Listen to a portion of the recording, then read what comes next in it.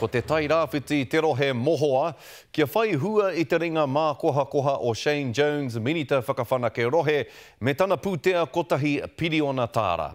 Neke atu i te kotahi rau, 50 mārua miriona tāra, ka rere i tōna ringa ki te rohe o te tai rāwhiti. Ko te nuinga o taua pūtea ara, ko te kotahi rau e 37 miriona tāra, ka whakapaua ki ngā huarahi o te rohe. 13 miriona tāra, ka whakapaua o tira, ka whakapetoa ki te whakapakari i te rāngai tāpoi. Neke atu i te 5 miriona tāra, ka haere ki te whakapakari, ki te whakahōwake i te taunga wakarererangi o tūranga. Kia hatia, hei tā te ranga hau a te rina kōwhai, tērā tētahi pakihi Māori kei te mura o te ahi e mahi ana i roto i te tai rāwhiti, e ki ana ahakoa te pai o tēnei pūtea me rahi ke atu, e ora ai te rohe.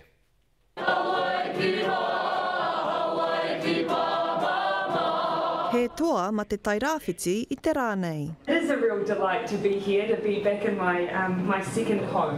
Ko te nuinga o te pūtea, ka haere ki te whakatika i ngā rori taki wā, tai whenua. Pro no rātou e aue ana kia whakatikai ai o rātou rori, e etahi atu ngā huatanga kia kakamai te tupunga o etahi Pākihi ki konei. Ko kuru contracting tētahi ngahere Pākihi ā whānau, e rua te tahi tau a rātou whakahaere. Hei tā parata, ko te pūtea hou nei, he timatanga pai. Korongo hia pia, te kāwana i ngā tono a te wākainga, engari ko te manako ia, ka pērā tonu i roto i ngā tau kei te heke mai. Harai te mea mo tēnei tau anaki, engari mo ngā tau katoa e heke mai ana. He rautaki kua whakaritea i te kāwana, me te waka kotahi, a e matapai tiana, ka eke ki tōna 370 miriona tāra te katoa, o ngā pūtea hei whakawhanake i ngā huarahi.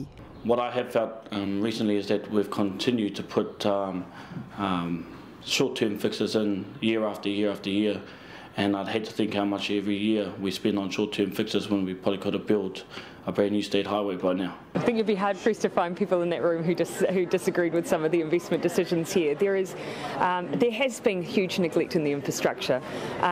You only need to travel on some of the local roads to know that. But not only that, there's huge potential. Ko te ahu mahi tāpoi me te ahu mahi ngahere, ngā mea hei whakapiki ake i te ohanga o te tai rāwhiti. Ko ngā Pākihi, ngā here, he oranga mo te iwi no rātou te whenua, no rātou ngā ringaringa, e hāpai ana i ngā mahi, no rātou hoki e tarau ana i ngā traka. Hei tā parata, ahakoa i hariko ana ia mo te pūtea hou, ko te mea tuarua ka hanga whare i te rohe, kia hoki atu ngā kaimahi ki te mahi. Te rina kōwhai, te karere.